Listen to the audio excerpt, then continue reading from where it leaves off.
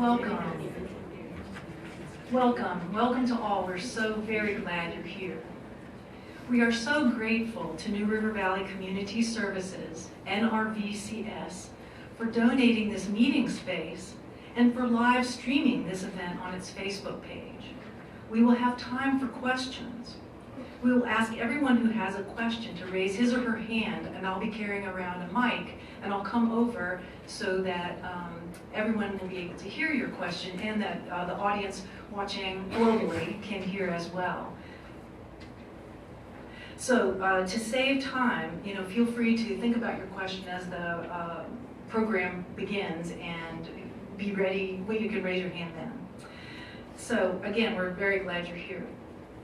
I am Giles, and I am a person.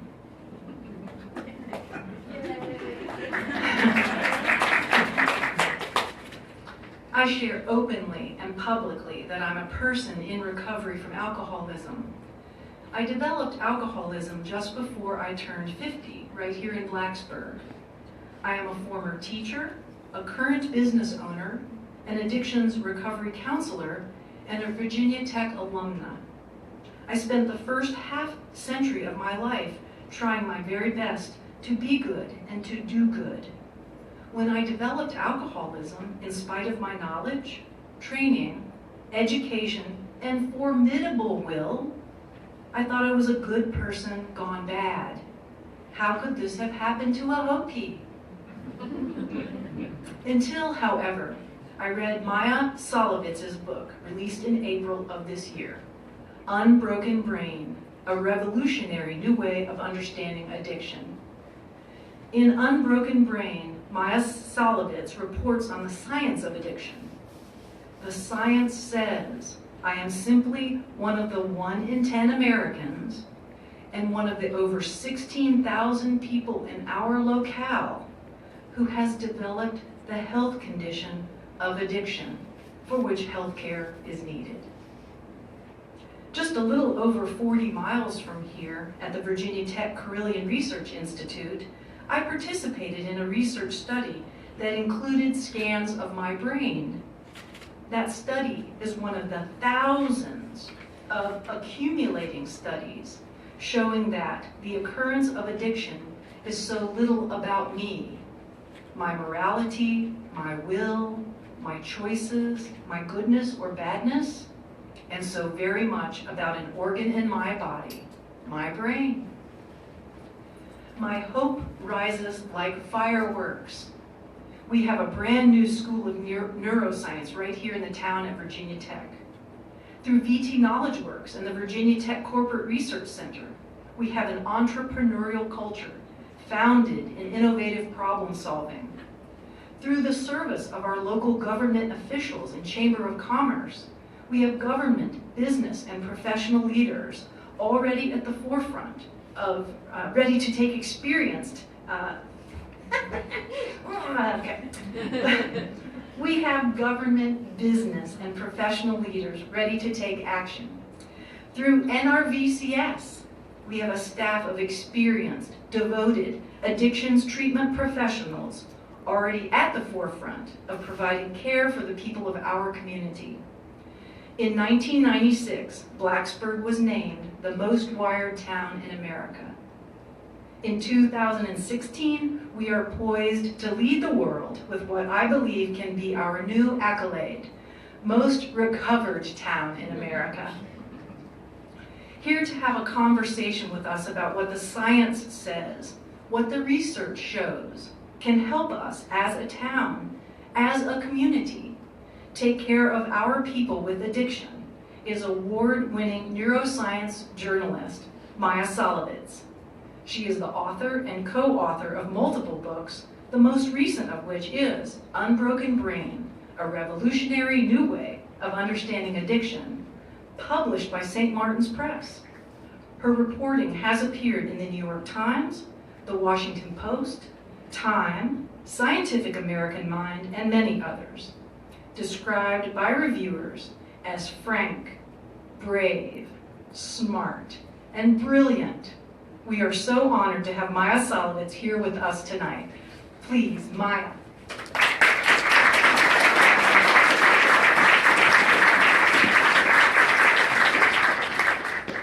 Thank you so much for that lovely introduction. Now I hope to live up to that. I'm just grateful and honored and really, really psyched to be here. It's so nice to see a community coming together, caring about this problem, seeing this problem as a health problem, and wanting to do something for our kids and our adults who are affected by addiction. I think in order for us to have a comprehensive response to addiction, we need to start by understanding what addiction is. I think a lot of times, in a lot of places, we haven't done that. And then we've tried to solve the wrong problem and ended up creating new problems. Addiction is defined by the National Institute on Drug Abuse, by the Diagnostic and Statistical Manual of the American Psychiatric Association, better known as the DSM, as compulsive behavior that continues despite negative consequences. And in the case of drugs, it's compulsive drug use that continues despite negative consequences. So a lot of people think that, well, that's kind of a weird description. Isn't addiction when you get sick, when you don't have your drug, when you need something to function and you are desperate for it? Actually, no. When we defined addiction like that in the 70s and 80s, we thought that cocaine wasn't addictive. Because when you quit cocaine, you do not shake and puke and feel all those physical, horrible things that people do when they're kicking alcohol or opioids.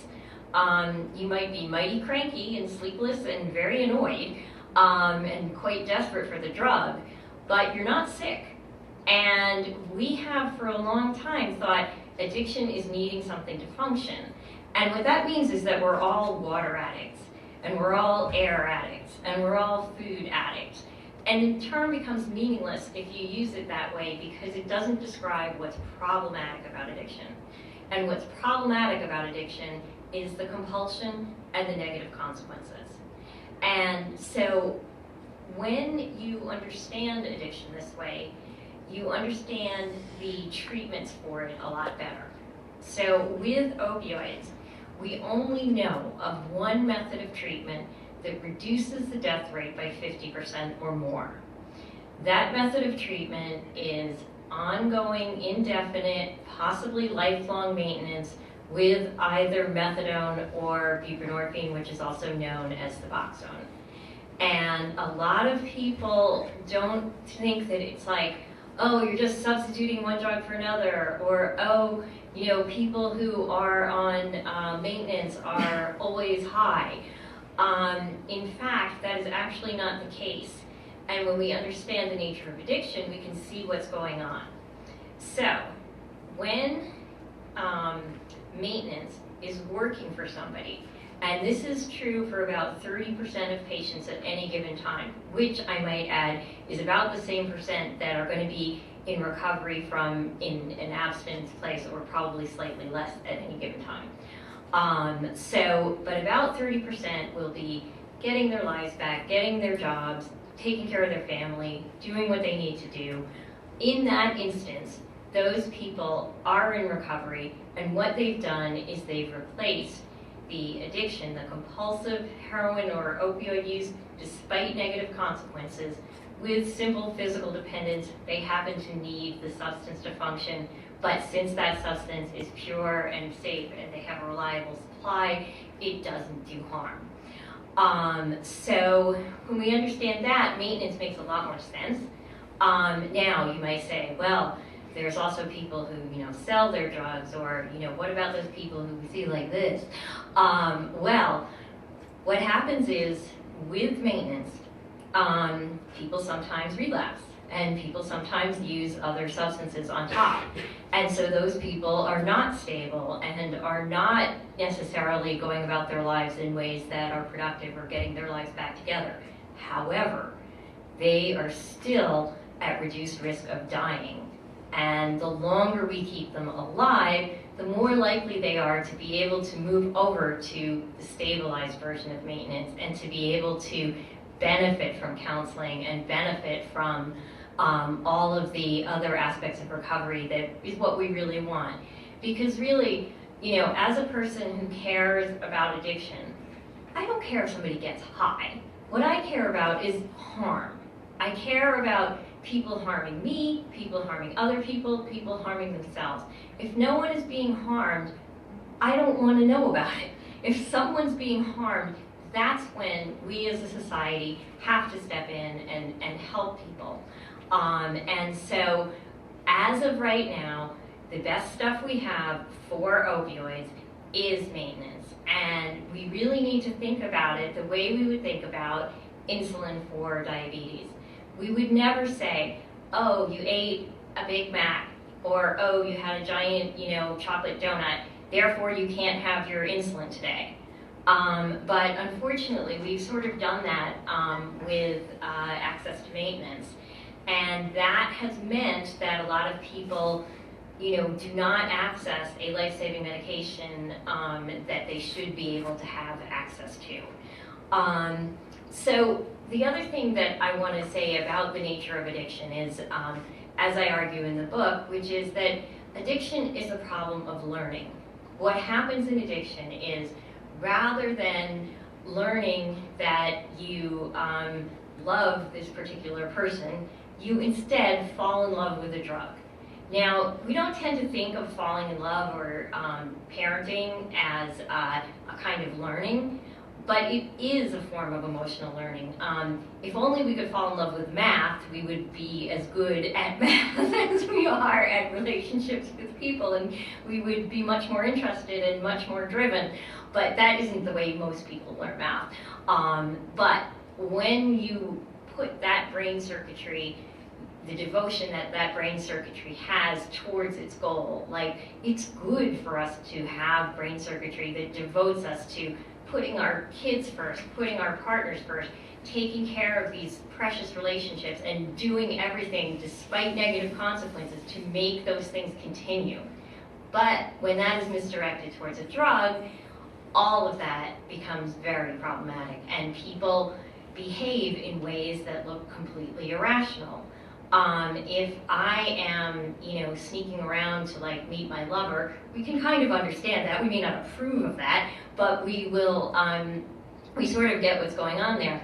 But when somebody, you know, is sneaking around to get drugs, and they keep getting arrested, and they keep getting arrested, and they still do this, and, you know, they lose their job, they lose their kid, they lose their wife, and they're homeless, and they're still doing this drug. We just, you know, we don't understand what's going on there. And since they're doing all this, you know, obsessive planning, you know, you gotta like find the dealer and get enough money and do all this stuff in order to get the drug. We think, oh, they must be choosing to do this because, like, look at all that work they're putting in there. But no, that's what is happening is that when your brain falls in love with either a person or a substance, the way your priorities are set get changed. And that thing comes to seem absolutely essential to your emotional survival. You come to a person, life would be meaningless, there would be no reason to live, you would not be able to be safe and comfortable ever again. And this is why people don't want to stop using. You know, they just think they're going to lose the love of their life. And what we need to understand is that when people are in that state, it is not fun. They are not having such a good time that they need to be kicked in the butt in order to stop. What is going on is they have found something that they think allows them to cope with their life that is no longer working. And so I hark back again to the definition of addiction as compulsive behavior despite negative consequences. We have tried for the past 100 years to use negative consequences, aka punishment, to stop a condition that is defined by its resistance to negative consequences. And I would argue this makes no sense. In order to help people with addiction, we need to attract them into recovery. We need to understand the reasons why they have so much pain that they feel they need anesthesia. And that brings us back to, you know, how does somebody get addicted in the first place? 99 times out of 100, what doesn't happen is A perfectly happy person is walking along the street, a syringe falls from the sky, and they get shot up and they say, this is the best thing ever, I've got to go find a dealer. In fact, I can guarantee you that 100% of the time that doesn't happen. But what tends to happen when people get addicted is, first of all, they tend to be teenagers or people in their 20s. And at that time in life, your brain is developing and you are trying to figure out, how do I find a mate? How do I find friends? How do I create a life for myself? How do I cope with all the emotions and the upheaval that all that stuff, and the feeling that I'll never have any of this stuff, and the feeling that I might not get a job, or I might not be able to do what I want to do, or I might just be left out and worthless. How do you deal with that stuff? And that stuff really hits you when you are a teenager. And at that same time, your brain is developing. The sort of biological purpose of the brain at that point is get out of the house, get away from the family, find your friends, find your mate, and so what in order for that to work, in order for us to do that and grow up, the region of the brain that's involved in love and desire and in sort of risk-taking and passion gets really strong. That's the area that's especially developing during the teen years. It is not until the mid to late 20s that the area that controls and puts the brakes and chills out that stuff develops. So if you have ever met a teenager, you probably understand this. If you've ever been a teenager, you probably understand this. But what is happening at that time of life makes teenagers and people in their early 20s really vulnerable to addiction, because it seems to solve the problem of how do I get friends, how do I get partners, because it makes you feel better socially oftentimes. So anyway, the important thing there is that if we recognize that this is a point of vulnerability, if we recognize that certain people are more vulnerable than other people, and we know what makes people vulnerable to some extent. First of all, about 2/3 of people with addiction have some kind of childhood trauma issue, and this is a much larger percentage than the rest of the population. And so they may have PTSD, they may have all kinds of issues related to this trauma. For women, unfortunately, it's often sexual abuse or being raped. And what they're doing with the substances is simply trying to feel better and feel safe and, get away from that. Then about half of people with addictions, both male and female, tend to have a pre-existing mental illness, whether it's depression or anxiety disorders or things like schizophrenia, bipolar, there could be personality disorders, but there's all kinds of things that long before the person ever encounters a drug set them up to be vulnerable if they do. And so, what's astonishing to most people is that even with drugs like heroin, cocaine, methamphetamine, cocaine, alcohol, only 10 to 20% of people who try these drugs become addicted. We have just sort of focused on, if we can just stop 100% of people from trying it, we will solve the problem. We have never been able to do that because even before humans existed, getting high existed. I give you cats and catnip. So it's something that's like really old and really, runs throughout nature. And different cultures have dealt with it in different ways. But the way our culture has dealt with it is to basically say, well, these substances are okay and these substances are bad, without regard to actually whether this one's more dangerous than that one, which makes it even more confusing for young people. So, in order to do better, we need to create ways for people who have outlying temperaments that will eventually, I'm talking 2 or 3 year olds who have outlying temperaments that will eventually predispose them to both mental illnesses and addiction. So, everybody can see the totally ADD 7-year-old, or the 7-year-old who's sitting in the corner and is totally anxious and has no friends. we know that both of those kids are at high risk, but for very different reasons. And if you try to use the same approach for both of those kids, you're probably not going to help either of them. We have ways to, to try to reach people young that we should be using. And since addiction is something that is learned, we need to find ways to teach recovery. Now, I think in terms of what a specific community can do, and it's just great to see so many people here coming together and thinking about these issues and talking about them. There have been other communities that have faced these issues and that have tried to come together and work on them. And there are processes that you can engage in, and there are people that I will give the names of to Anne, who have done this, particularly in Syracuse, where the mayor and a whole bunch of other people decided our community has a really bad problem. They're also a college town, so I think there's a nice parallel here. And they went ahead, and I'm getting this wrong, it's Ithaca, not Syracuse. But anyway, sorry about that. I will get the information correct. But anyway, they decided to, that they needed to deal with this. And they had meetings, they had law enforcement talk with treatment, they had prosecutors talk with, defense people. It was really a lot of sort of cross communication. And there was also a lot of assessment of what do we have in our community that is working, and what do we have that's not working, and what do we need to have in order for this to get better. How can we move away from using punishment to solve a problem that's defined by its resistance to punishment?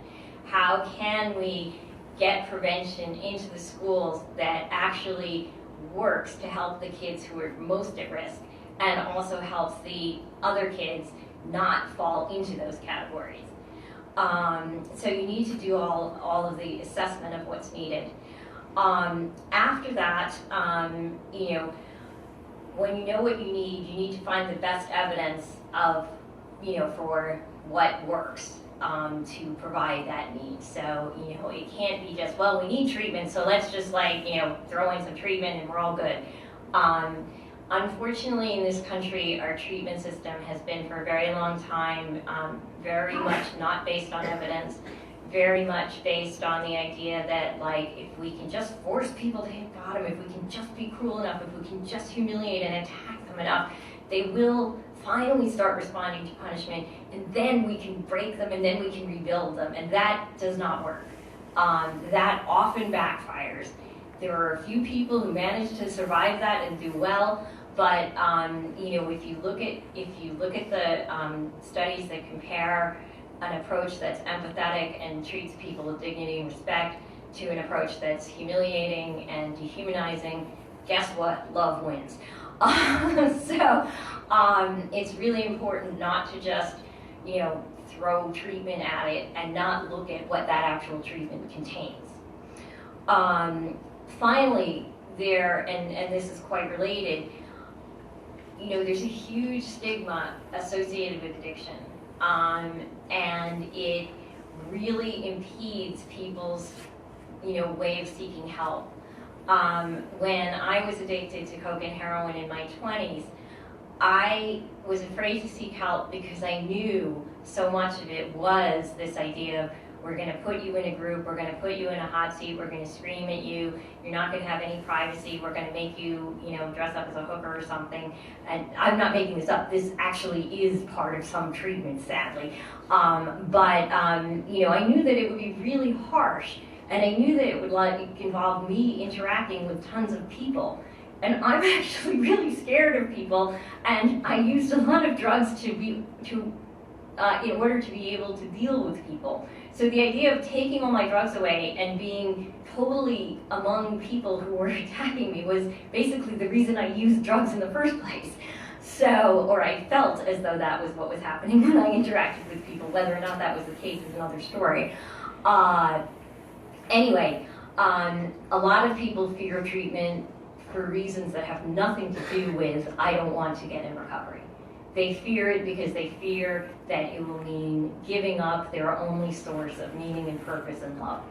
And when you understand that, you understand that we need to find ways that are individualized for people that allow them to get those things in their lives. And you know, if you have a doctor in treatment, you know, probably what this person will need is like, let's address the psych issues and like make sure you get stable and you're back, you're good, all is well. If you have somebody who's homeless and who has never graduated high school and has never held a job, you might want to give that person some job training and education and stuff like that. But if you give that stuff to the physician, it's going to be completely useless. So you need to tailor and individualize. And unfortunately, in the addictions field, we've had this one-size-fits-all thing for a very long time. We've had this idea that all treatment should be 12-step, or all treatment should be, you know, one particular thing or another. And currently, 85% of our treatment in this country is based on the 12 steps. And I am certainly not here to say that the 12 steps are bad, or that we should ban them, or that they don't work for people. They actually helped me a lot, particularly early in recovery. But I am here to say that if I went to a doctor for cancer and I was told that I should get on my knees and pray and meet with people and confess my defects of character and make restitution to people I had harmed, I would not go back to that doctor for my cancer. I would not see that as a medical treatment for cancer. And I think, you know, I would be perfectly happy to have that kind of thing happen in a support group, but that isn't what should be the content of our treatment that you pay for. For one, you can get it for free elsewhere, so why should we pay for it? But secondly, if we want treatment to be as accessible to the largest number of people as possible. And the 12-step stuff works consistently for a minority of people. So to have the best of both worlds, what we should have is a treatment system that provides evidence-based tactics like cognitive behavioral therapy, dialectical behavioral therapy, motivational enhancement therapy, and a bunch of other initials I could reel off. Those things you can't get for free. And for people, we know that social support is really important to lasting recovery. So we should refer people to support groups, whether it's 12-step or smart recovery or any of a number of different things. We need to have many options for different people. Finally, you know, if you embark on this process, like as a community, it's really important to get the different agencies to buy in and to collaborate rather than be working at cross purposes, because if the police are locking up everybody you give a clean needle to, that needle exchange isn't going to work very well. So it certainly needs a level of coordination that needs to be thought of consciously. And just like I was talking about a minute ago in terms of social support, for people in recovery, social support is often the critical thing that makes the biggest difference. If we know that people care and that they want us to get better and that they're not thinking we're awful, evil creatures that we just want to exile, we'll try a lot harder, you know? Like, people with addiction are, as Anne said, people. And we want to, you know, we want to connect and we want to do okay, you know, but oftentimes we just don't know how. And certainly there's so many people from so many dysfunctional families where they just never were taught the skills that they needed in order to live safely and comfortably in their own skin. So I just want to, yeah, and I mean, I think the more we can build a recovering community that accepts all different varieties of recovery, and that welcomes people, and that realizes that, you know, I don't know anybody who's ever dieted and has like not cheated. We have to realize that people with addiction will probably slip at least once or twice, but that's okay. As long as they don't die, we can deal with that. We should provide naloxone to avoid, to reverse overdose if that occurs. And we should be able to have people come back and say, you know what? Okay, this happened. Not happy that it happened, but it happened. What led up to that? What was the thought process immediately before it happened? What were the emotional events immediately before this person relapsed? If we can, because like anything else in learning, if you can figure out where you made the mistake, you won't make the mistake again, usually. Or you might have to make it a couple of times before you learn it, but you will eventually get it. So I also think, using the analogy of learning, when we teach kids, the best teachers that all of us have had tend to be people who were, they were demanding, but they were also kind, and we wanted to win, we wanted to get their approval. We wanted them to like us, and we were willing to learn and to do the homework so that we could be, get that praise. And if we bring that idea, which is what helps learning across all different disciplines, into addiction treatment, again, we will, I think, dramatically improve it. So I'm going to stop here, and I'd love to take questions. Thank you. Thank you.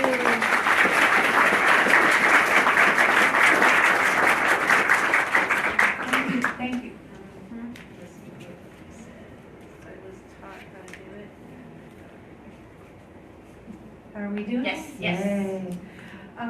So I'm gonna, if you have a question, if you'll raise your hand, I'll walk around the room and put the mic up for you. Wonderful.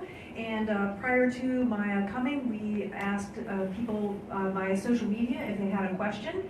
And one question that was asked most often was, I'm very open to helping my community with its addictions problems, but in my own personal home, I have someone who is struggling with addiction. My loved one is suffering. I don't know what to do.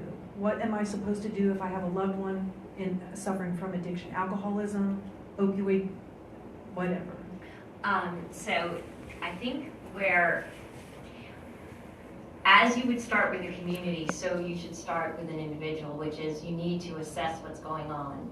You need to find out why this person is using the way they are using, and what they're doing, and how long they've been doing it for, and what issues are going on in their life.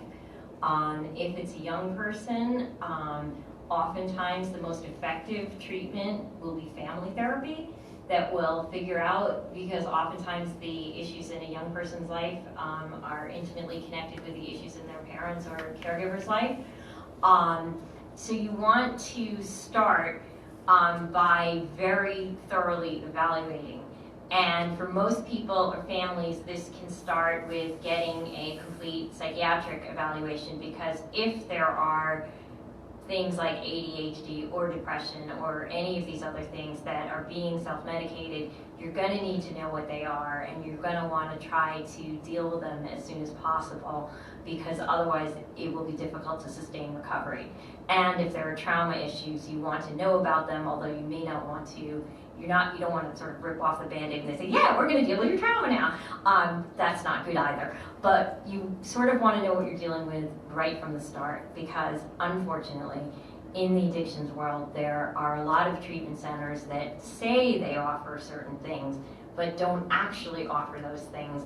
And if you at least know what you want the specialty to be, you can look for that. And if it doesn't prove to be provided, go elsewhere. I mean, I think one of the most important ways to help motivate a family member into treatment is to just tell them, look, I know there's a lot of lousy treatment out there. I don't want you to get it. If we end up with you being in lousy treatment place, we'll take you out. Because when they know that, they feel safe, and they feel not like you forced me into this, or you want to take away my fun, or you want to, enforce your control on me. They feel like, oh, they actually want me to get better. Like, I think a lot of times with young people who are using, they know it's messed up. They do want to stop, at least in some part of them, but they just don't know how to get what they're getting or think they're getting from the drug elsewhere. So start with a psychiatric evaluation. I understand, unfortunately, around here there's a real shortage, and there's a long waiting lists. I think as a community that sounds like a problem that could be addressed potentially early on. So after that, then you would find the treatment that is suited best to what the particular problem is. With teenagers and young people, it's really important. Family therapy or individual counseling are both interventions that generally do no harm.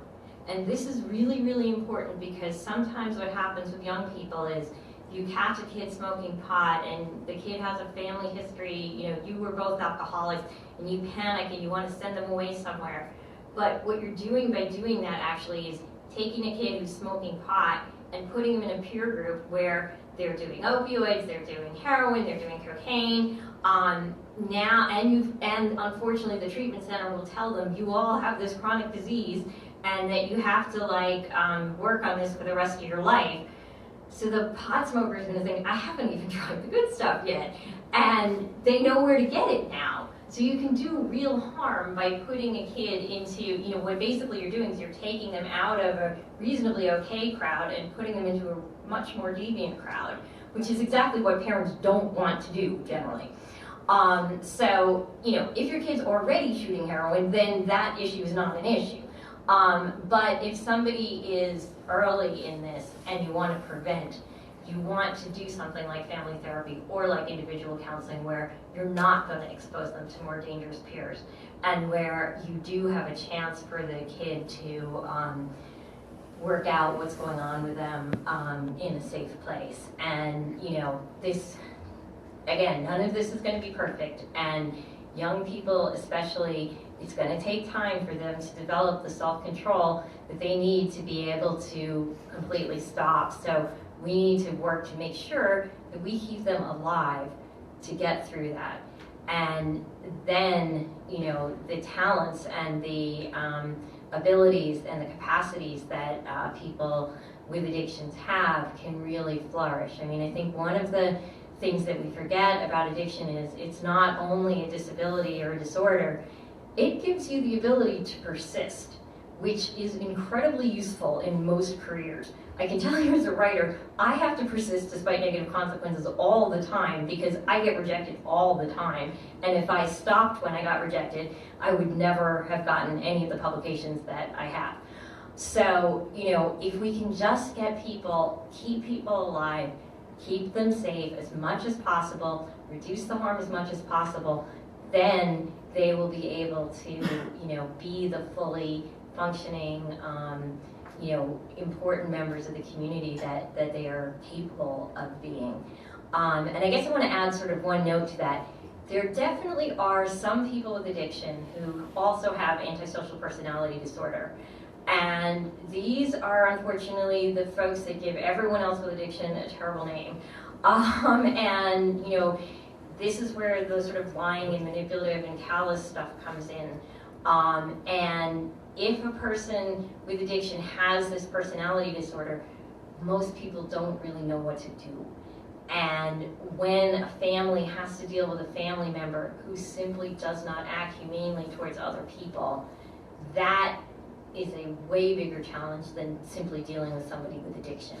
And I don't think anybody has worked on how to deal with that.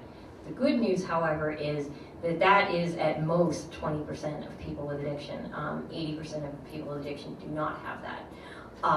And so, we need more research in this area, but it's important to realize that, while we absolutely need to be compassionate to everyone with addiction, there are some circumstances in which families do have to cut off family members or have them not be in their lives for the protection of themselves or their kids. And that's another problem that needs to be addressed. But fortunately, we can deal with the other 80% first. Thank you. We have another question here. How can the moral, legal perspective of the war on drugs be transformed to change emphasis on community-based responses and to a focus on public health, harm reduction, and psychosocial perspectives? haha. Well, if I had the answer to that, I'd probably be rich. But or maybe not, because people may not want this question answered. But I think that I actually think we're on our way. I'm really hopeful. It's been, I've been writing about and talking to people with addiction and people with family members of people with addiction since, 1988, 1990. And at that time, if I spoke to an audience like this and said what I just said, I'd probably get tomatoes thrown at me, if not something worse. And people would be like, we just gotta crack down harder, if we just close the borders and we just lock the dealers up for 50 years, or we lock them up for life, or, right now in the Philippines, people are being executed without trials simply for using drugs, not even selling them. They're executing sellers randomly as well, or supposed ones. But to get humanity for people who use drugs, and to get compassionate and empathetic and less criminal justice response, I think there's two forces that are pushing us in the right direction with regard to this. One is that we are really recognizing that people with addiction exist across class, across race, and we are beginning to move past the terrible racism that has often marked our drug policy. So there's that going on. The marijuana legalization movement, I think, has made people realize that, well, gee, if putting somebody in a cage doesn't work to stop their marijuana use, maybe it's not going to be especially effective for heroin or cocaine either. So that alone sort of moves the debate towards decriminalization of possession, which would be an enormous positive for people with addiction, because one of the reasons that sustains the moralistic perspective about it is that the reason we make things into crime is to stigmatize them.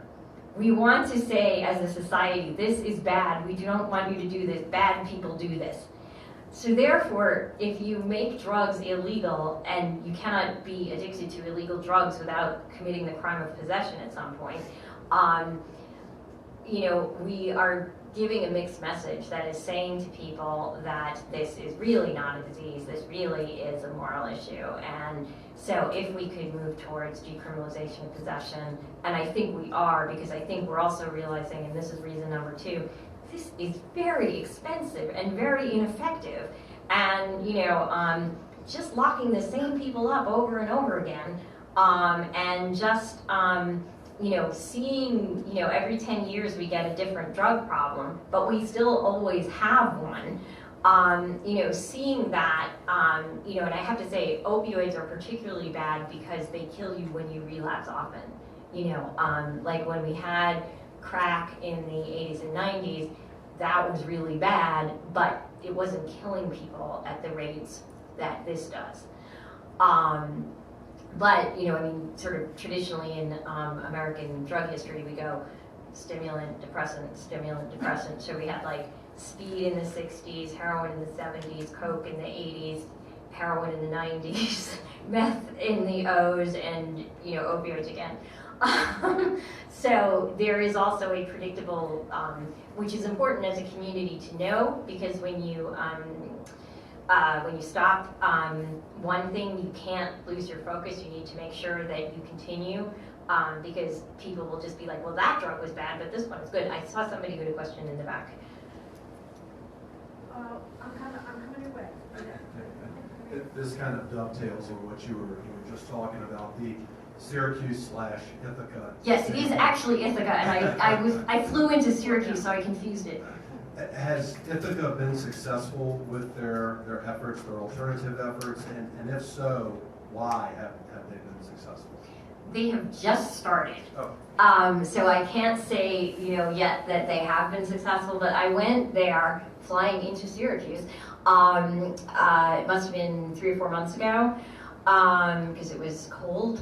And so I went, anyway, they were doing a panel after having created as a community with the mayor and all these different people. They created this report and they were presenting it, and I was moderating this panel about these issues. And one of the things that I found really heartening in that was during the audience question part, this guy spoke up and he was very clearly high.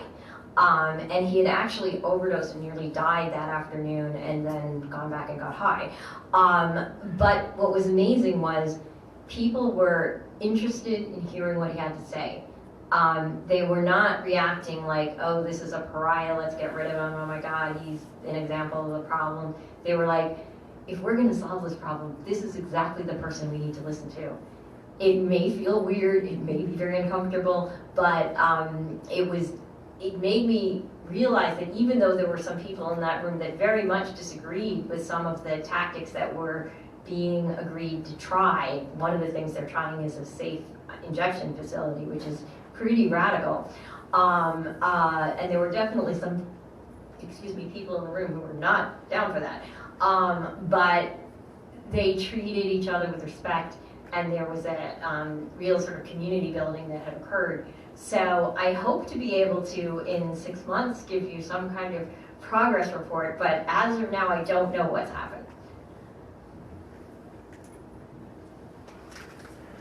So why do you think there is such opposition to medication-assisted treatment in the United States? Why do we see politicians trying to dictate treatment content or patient limits? I think there's two reasons for that. For one, the way medication-assisted treatment has been presented to the public has not been very clear. When methadone was first introduced, the idea was it blocks the high. And yes, that is indeed what it does, but let's not kid ourselves. If you give methadone to a drug-naive person, that person's gonna get wasted. And so people didn't really believe, what they were being told, because they were not informed about the reason it blocks the high is because it creates an enormous tolerance. And this is true of buprenorphine as well. If you are taking these drugs every day at the same time in a dose that works for you, you will not be high. But if you are taking these drugs sporadically, if you've never taken an opioid and you take them, you might actually die on a dose that some people are on. That doesn't mean those people shouldn't be on that dose. But I think we need to be straight with people about what these medications can and cannot do. And what they are really good at is keeping people alive. And they are also good at reducing relapse and moving people to become stable. And some people will stay stable that way for the rest of their lives. Some people will move to abstinence. But so I think some of the opposition comes from that. I think some of the opposition comes from the fact that people just don't understand what the point is. They don't understand that addiction and dependence are different things. And the former DSM diagnosis of substance dependence didn't help any with that. But it is now called substance use disorder.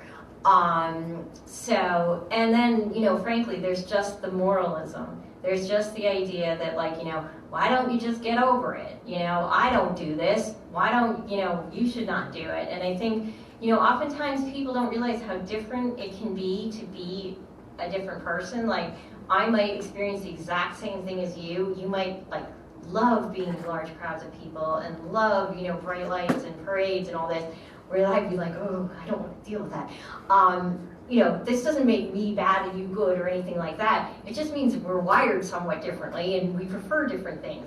But we don't think about that when it comes to drugs because we think that if you take a drug that makes you less sensitive, that must be bad for everybody. But if you're oversensitive up here and it brings you to here, that's great. But if you're undersensitive down here and it brings you to here, that drug could make you suicidal.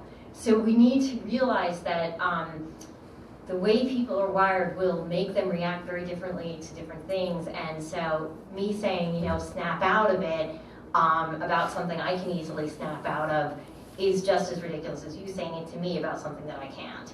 And it's hard to describe that to people sometimes, I think. Did I answer your question?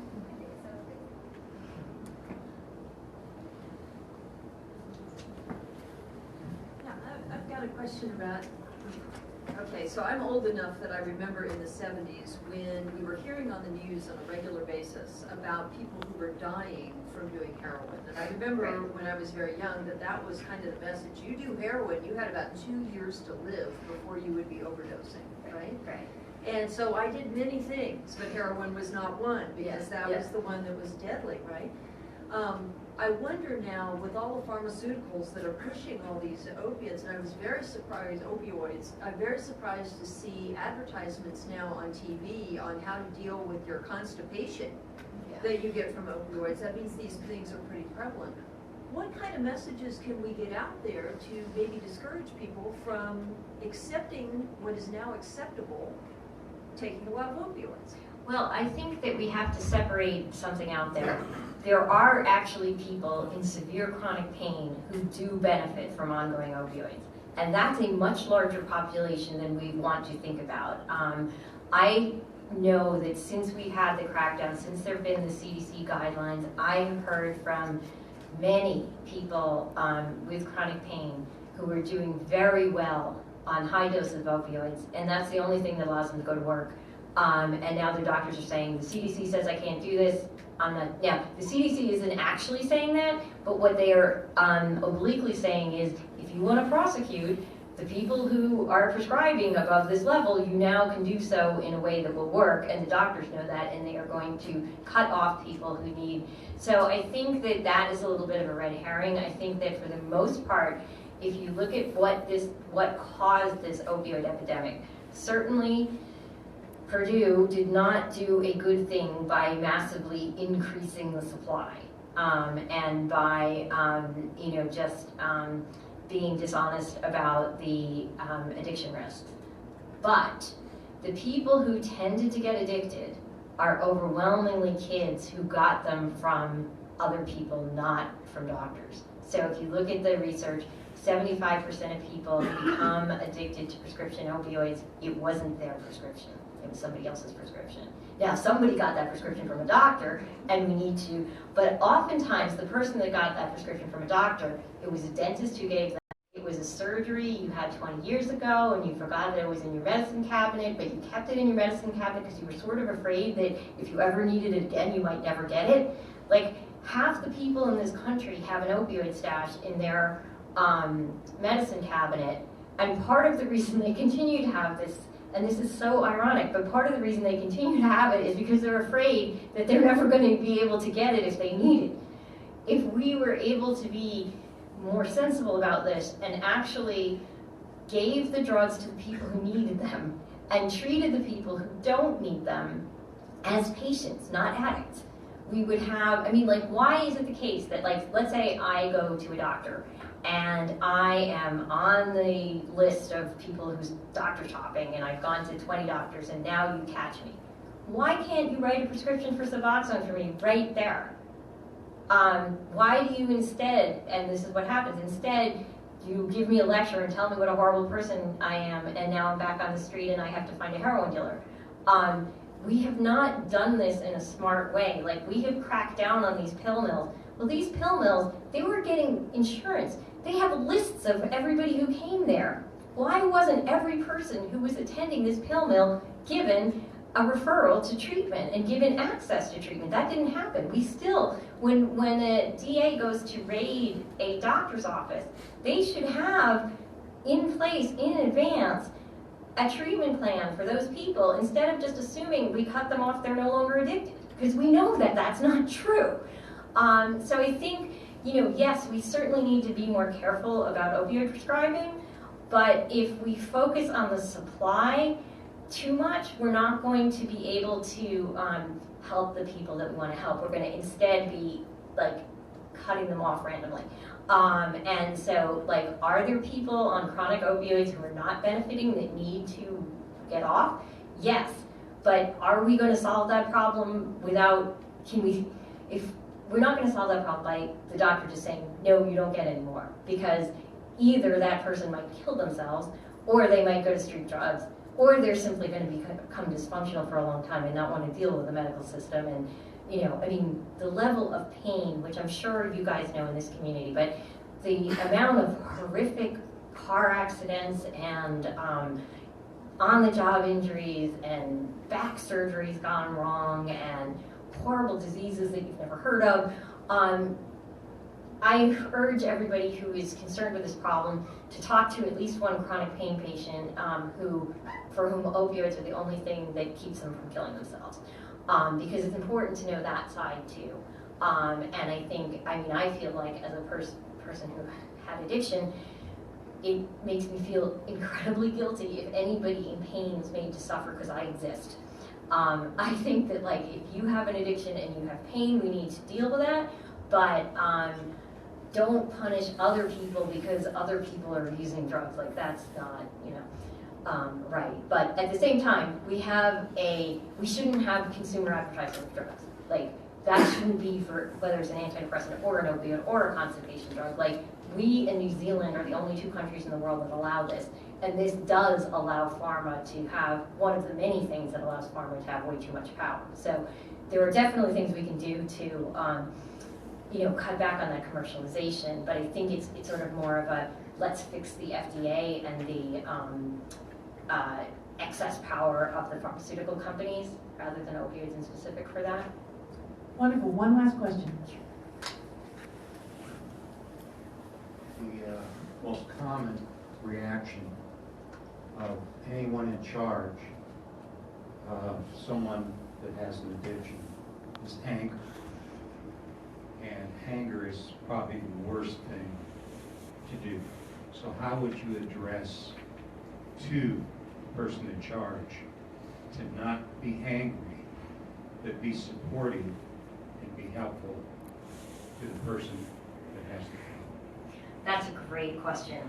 And, I think that all of us who have known people with addiction have been hurt by them, whether the person was intending to or not. And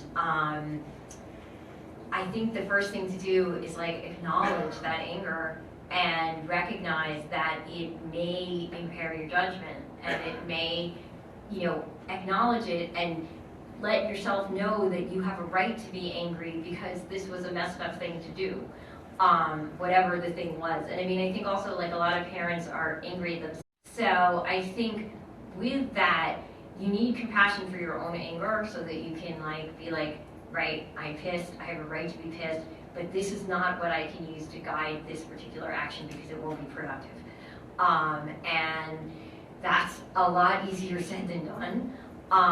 But if you think about the addicted person the way they were when they were a little kid, and you think about all the promise that you see, when you have a newborn baby, and you think about that what you want is to get that promise back, and the best way to do it is by acting with compassion rather than anger as much as you can. But it's also completely fair to be angry and to also, at some point when the person is more stable, talk to them about it and tell them why, because I think, one of the things that is actually really useful about the 12-step process is there's that whole amends bit. And that often allows people to heal relationships that have really been damaged by some of the stuff that goes on during active addiction. And I think in very new recovery, that's not a good idea because the person is still probably so filled with shame. Also just thinking about how horrible it feels if you are at all a compassionate person to know that you did this to your parents or to your loved ones. If you can realize that they probably feel more crappy than you can make them feel, that will also probably help. But yeah, I think even thinking about that question means that you will behave better. We're just about out of time. Wait, And do you want to get this one person back here?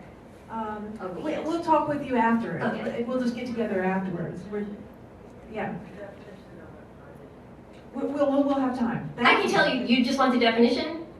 Yeah, so compulsive behavior despite negative consequences. Cool. Thank you. This is a public address for everyone, but this is Maia's 4th talk in Blacksburg. We've had small group meetings, and she has met with everyone who is interested, and she'll meet again tomorrow at breakfast. So I am just so grateful to you for your generosity, and the word I've heard every time you have spoken is compassion. So I thank you so much. To continue this conversation, all are invited to meet on Wednesday, August 31st at 7 o'clock in the community room at Blacksburg Library. Details are at handshakemediainc.com and on the flyer that you got when you came in. Smart Recovery meets in this very room here at NRBCS every Sunday at 4 o'clock. All are welcome.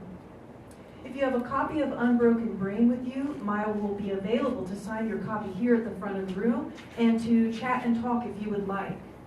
Again, we thank NRBCS for its generous donation of this meeting space, recording, setup, everything, and people that may have stayed late to set up for tomorrow's event.